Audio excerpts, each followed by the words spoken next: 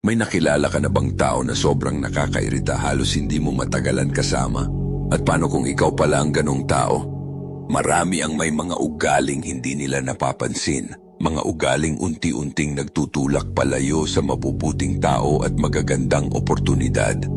Pero imbes na magbago, sasabihin nila, wala akong pake sa opinyon ng iba o tanggapin nila ako kung sino ako. Mukhang matapang pakinggan pero kadalasan ego lang, masyadong mataas ang pride para aminin na may kailangan pang ayusin. Huwag mong hayaang bulagin ka ng ego mo. Hindi magandang mabuhay para lang sa opinyon ng ibang tao. Pero bilang lalaki, obligasyon mong tingnan ang sarili mo ng walang daya. Lahat tayo may kailangang baguhin at baka may mga simpleng bagay kang ginagawa araw-araw na hindi mo alam, dahilan na pala kung bakit iniiwasan ka ng tao. Kaya pag-usapan natin ang 7 dahilan kung bakit maaaring hindi ka gusto ng mga tao. Number 1, mahinang body language.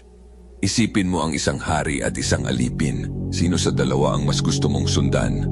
Natural na mas gusto ng mga tao ang malalakas, hindi lang sa katawan, pati sa kilos at sa presensya.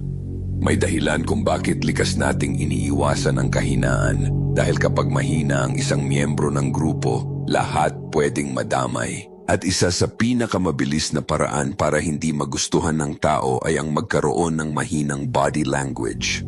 Kapag mahina ang kilos mo, lumalabas lahat ng insecurities mo. Para kang nagsasabing, huwag niyo akong saktan, ayokong may magalit sa akin. Nakakaawa. Balik tayo sa hari at alipin. Ang alipin, nakayuko, mahina ang postura, hindi makatingin sa mata, kahit tumawa parang humihingi muna ng pahintulot dahil paulit-ulit siyang nasaktan at naparusahan.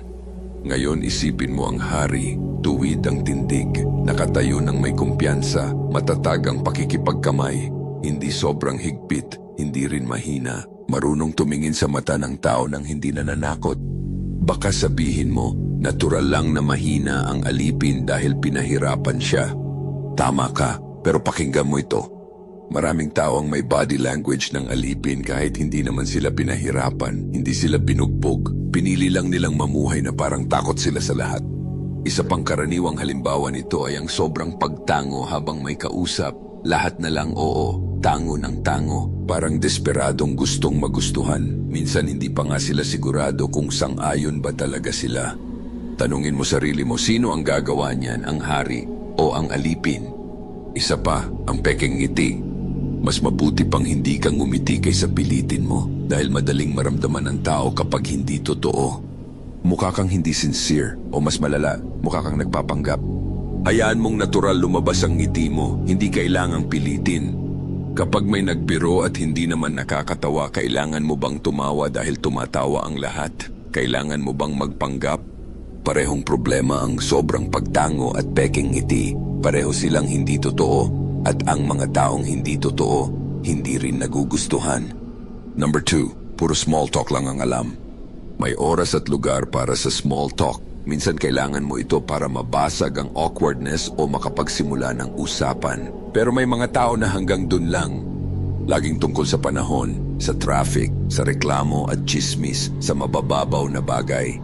Kapag puro mababaw na bagay ang laman ng usapan mo, unti-unting nawawalan ng interes ang tao. Darating ang punto na mas gugustuhin ng tao umiwas kaysa makipag-usap sa'yo. Mas mahalagang pag-usapan ang mga bagay na may kabuluhan at kung wala ka ring sasabihing mahalaga, mas mabuti pang manahimik. Number 3, wala kang social awareness. Ang kabaligtaran ng pagiging puro small talk ay yung sobrang bilis mong maging pamilyar. Masyado kang friendly, masyadong personal. Akala mo close na kayo kahit hindi naman at may mga lalaking hindi palalagpasin yan. May mga taong masasaktan mo kapag hindi mo alam ang lugar mo. Hindi ito pagiging palakaibigan, kawalan ito ng respeto. Madali kang makatawid sa boundaries ng ibang tao kapag hindi mo alam kung anong klase ng relasyon ang meron kayo. Kailangan mong malaman kung nasaan ka sa buhay ng isang tao. Hindi porket mabait siya sa'yo, pwede mo nang sabihin lahat ng gusto mo dahil kapag wala kang pakiramdam sa tao, madali kang magmukhang tanga. Number 4, mahina ang boses mo. Mahalaga ang sinasabi mo, pero mas mahalaga kung paano mo ito sinasabi. Ganito ako dati at ito ang natutunan ko. Kung hindi ka marunong magsalita ng malinaw at may kumpiyansa, mahihirapan ang tao paniwalaan ka. Hindi mo kailangang sumigaw, sapat na ang boses na madaling marinig at maintindihan. Number 5, mahina ang hygiene. Pwede mong gawin ang lahat ng tama, pero kung mabaho ka at nangangamoy mandirigma, may mga taong automatic na ayaw sa'yo. Isipin mo, may nakasalamuha ka na bang taong mabaho? Ano ang una mong naramdaman? Malamang hindi paghanga o respeto, at sigurado gusto mo lang lumayo ng hindi nagdadalawang isip. Kapag mabaho ka, nilalabag mo ang personal space ng ibang tao sa pinakamasamang paraan. Kaya magsipilyo ka, maligo at maglinis ka ng maayos, kasama rin dito ang itsura mo. Mahahabang kuko na puno ng dumi, maruming damit, mukhang hindi marunong mag-alaga sa sarili. Mga simpleng bagay lang ito, madaling ayusin, pero kapag pinabayaan mo, pwede ka maging sobrang hindi ka nais-nais kasama. Number 6, nagpapanggap kang mapagkumbaba.